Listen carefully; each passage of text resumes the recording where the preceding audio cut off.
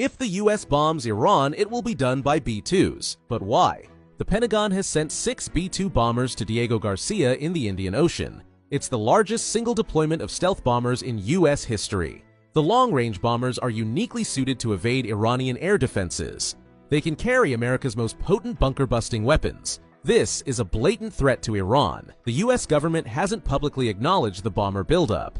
But the bombers aren't kept in hangars. They're parked out in the open, visible to satellites. This is a highly visible threat to Tehran. But why B-2s? The US has a variety of long-range fighters in the region. There are F-16s, F-A-18s, F-15Es, and F-35s. Some are deployed on aircraft carriers. Others are based in countries like Jordan and the UAE. But the B-2s allow the Trump administration to carry out unilateral strikes.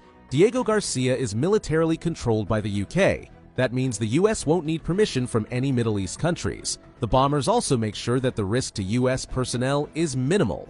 They're much more expensive to operate and even deploy than fighters. But the risk of one of the B-2s getting shot down is a lot lower.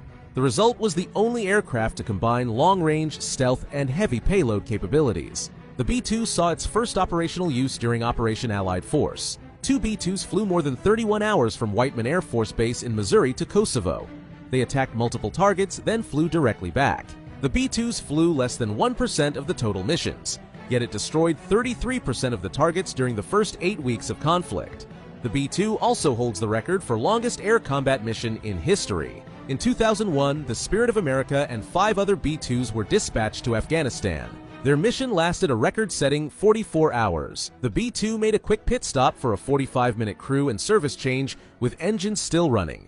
It then flew back to Missouri for another 30-hour flight. In total, it spent more than 70 hours in the air. In more than 3 decades of service, the B-2 has only crashed once. It was the most expensive air crash in history, but there were no fatalities. No B-2s have ever been shot down,